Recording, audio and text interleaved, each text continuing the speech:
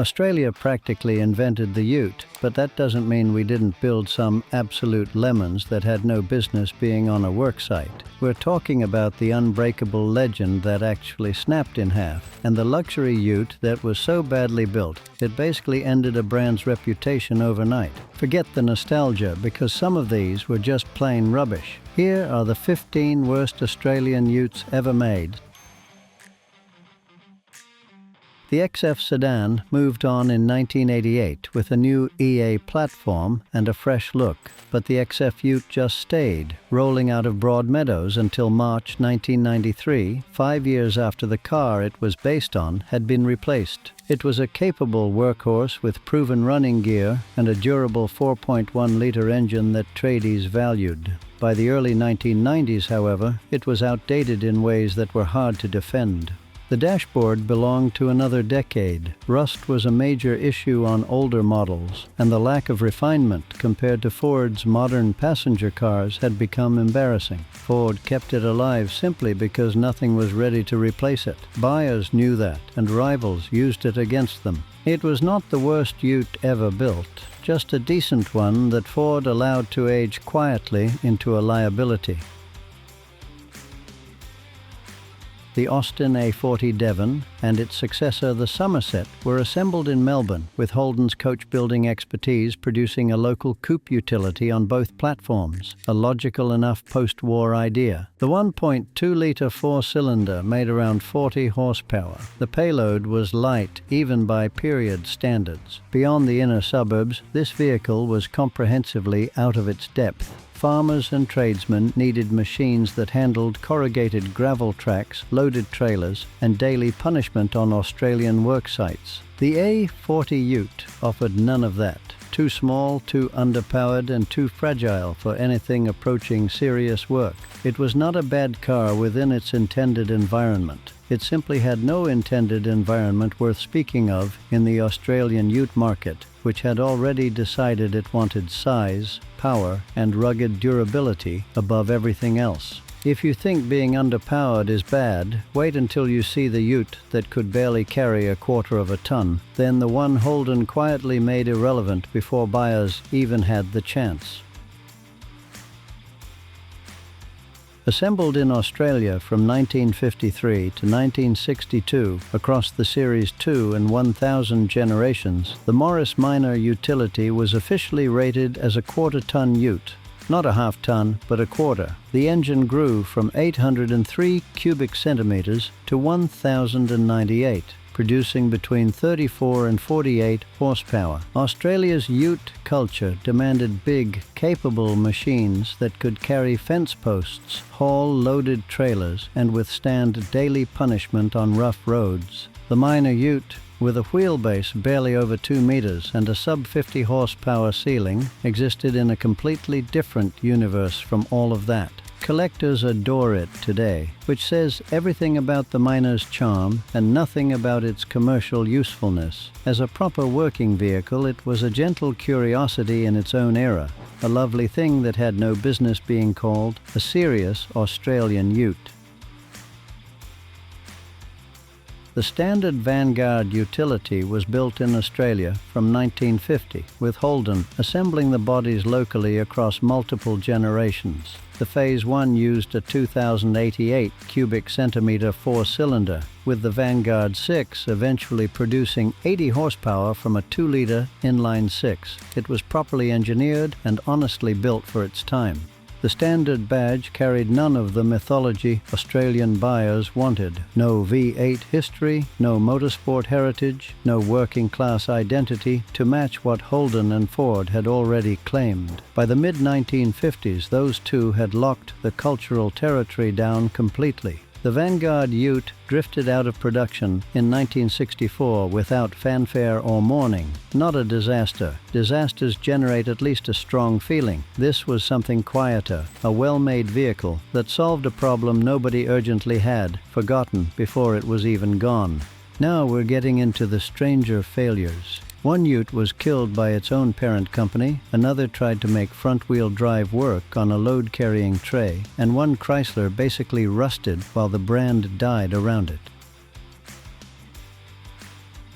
Holden was assembling Vauxhall E-Series cars in Australia in the early 1950s, and with coach-building capability on site, a Velox Ute was a logical extension. The 2.25-litre six-cylinder was adequate, and the body used roof panels and glass shared with the Holden Ute to cut costs. Competent, real, and with almost no future.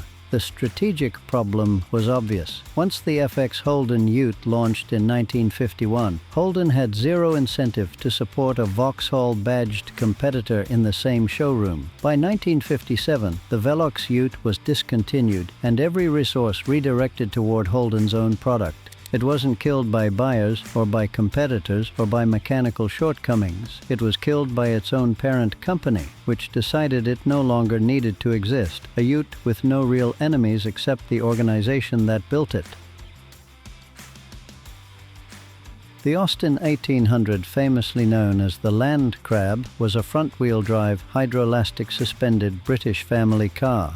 BMC Australia looked at that platform and built a Ute from it. Around 2,000 were produced between 1968 and 1971, making it the world's first front-wheel drive Ute of commercial significance. The flat-load floor was a genuine advantage. No live rear axle meant a full 48-inch plywood sheet fit between the wheel arches. Hydroelastic suspension produced a ride that shamed the rival Japanese Utes. Then you loaded it up. Heavy loads transferred the suspension fluid forward, lifting weight off the driven wheels and destroying traction. A front-wheel drive Ute that lost grip when you filled the tray was never going to win Australian buyers. The reliable Japanese alternatives took the market, and the 1800 utility was gone by 1971. The Valiant Ute had genuine credentials. Earlier VJ and VK versions, backed by the Hemi six-cylinder, built a real following among buyers who wanted muscle in a work vehicle. By 1976, when the CL arrived, that heritage was buried under a company visibly falling apart. The CL and CM became notorious for rust around the rear wheel arches, boot floor, and rear spring mounting points, structural corrosion that moved well beyond cosmetic into genuine safety territory. Against the modern HX Holden and improving Falcon, the range felt old and heavy. When Chrysler Australia collapsed into Mitsubishi in 1981, the Valiant Ute went permanently with it. A nameplate that once produced legitimate rivals to Ford and Holden ended its days as a rust-prone relic of a company that had stopped fighting. Next up, Holden's comeback Ute that wasn't ready, Ford's ugliest workhorse, and a Falcon so weak it nearly ruined the badge before it even got going. 6 years, that was the gap between the last WB Holden Ute in 1984 and the VG's arrival in August 1990. 6 years of Ford's Falcon Ute owning the segment unchallenged. The return should have been decisive. Instead, it arrived with compromises. Experienced buyers spotted immediately. Built on the VN Commodore platform, the VG had no separate chassis and coil springs rather than leaf springs at the rear. Maximum payload sat around 720 kilograms, below what tradies remembered from the old full-chassis Utes. The early one was coarse, and the automatic shifted without conviction. It was a Commodore with a tray, and the market knew the difference. Holden improved it through the VP and VR, but the first attempt at a comeback was unconvincing. 6 years of anticipation deserved a better answer. Mechanically, the AU Falcon Ute was solid. The 4.0-liter inline-six was proven and reliable, and buyers who actually drove one often came away impressed. The problem was getting them through the showroom door because almost nobody could look past what they were approaching. Ford's new Edge design looked polarizing on a sedan. On a Ute, where the dramatic swept front met the traditional boxy commercial tray, it read like two different vehicles forced to share a chassis. Worksites became involuntary comedy stages every time an AU Ute pulled up. It actually outsold the sedan early in its life. proof that buyers needed a Falcon Ute badly enough to overlook the styling. But the image damage was real and lasted well past the model's run. Nobody who saw one at a worksite ever forgot it. And now the disasters get famous. We've still got the Falcon that gave Ford a national headache, the Holden so ugly they rushed out a replacement, and the badge-engineered Ute nobody asked for. The XK Falcon utility arrived in May 1961, 6 months after the sedan, inheriting every suspension problem with the added stress of working loads. Ball joints sourced from the UK, manufactured to a different specification than the American design, collapsed on corrugated outback roads. Front camber went dangerously wrong and tyre wear became ruinous. Ford was slow to accept responsibility. The second mistake after releasing an untested design onto Australian roads. The nickname Falcon spread through every pub and worksite in the country. Switching to Fairlane ball joints fixed the hardware, but the reputational damage lingered for years. Ford didn't restore Australian confidence until the XP's famous 100,000-kilometre endurance run in 1965, 4 full years after the XK Ute first went on sale. The HD utility and panel van arrived in July 1965, 3 months after the controversial sedan, walking straight into the firestorm already waiting. The Space Curve styling featured sharply pointed front guards that generated savage nicknames immediately, such as Kidney Crusher, Kidney Cutter, and most brutally, horribly designed. Holden had built a wider body and mounted it over the EH's narrow 54-inch track to save development money. The result handled measurably worse than the EH it replaced. National market share fell from roughly 38% to around 30% within 12 months of the HD's launch. The HR arrived in April 1966, after just 14 months. The HD Ute barely established any identity before Holden pulled it and moved on. In automotive history, it remains one of Holden's most expedient retreats. The top 4 are just on another level. One was a fake Nissan, one tried to turn a Commodore into a real work truck, one was too long to park and too cramped to sit in, and number 1 might be the most ridiculous Ute ever built in Australia.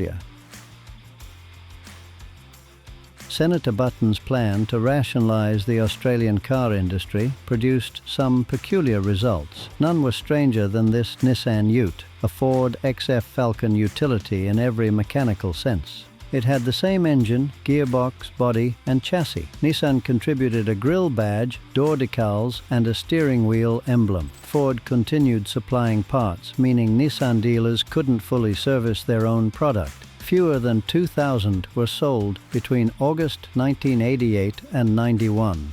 Many buyers immediately stripped the Nissan badges after negotiating heavy discounts from dealers desperate to clear stock. The underlying Ford was not the problem. The problem was the concept, a transparent absurdity every Australian Ute buyer saw through in seconds. The industry called the Button Plan badge engineering a disaster. On this point, the industry was completely right. Reviving the one-tonner name carried real weight. Back to the HQ of 1971, that badge meant a Holden with a genuine ton of payload. Getting there with the VY in 2003 required a workaround. The Commodore Ute's rear suspension couldn't handle it, so Holden bolted a separate chassis frame to the back of the cab and fitted a live rear axle. The result stretched over 5.2 meters, making tight work sites a challenge. More critically, the bolted chassis junction produced a notorious differential clunk, a backlash knock resonating through the whole structure. Cars Guide flagged the rear axle problems explicitly. Multiple diff replacements under warranty became routine, with Holden unable to produce a permanent fix. A name with genuine heritage attached to a vehicle that couldn't quite honor it. The Crewman was a bet-each-way proposition. Commodore V8 performance in a dual cab body, one vehicle replacing 2. What arrived stretched 5,323 millimeters, 130 millimeters longer than the Caprice limousine, with a turning circle that made ordinary parking into a deliberate exercise. The rear seat, supposedly the whole point of the crew cab layout, had a seatback so upright that passengers complained within minutes. The rear suspension jarred on anything but smooth highway. The differential clunk that plagued the one-tonner followed the Crewman through repeated warranty replacements, with Holden unable to permanently resolve it. The tray barely fit a motorbike with the tailgate down. On open highway with a V8 running, it was genuinely impressive. In daily use, parking, loading, carrying passengers, every compromise showed itself immediately.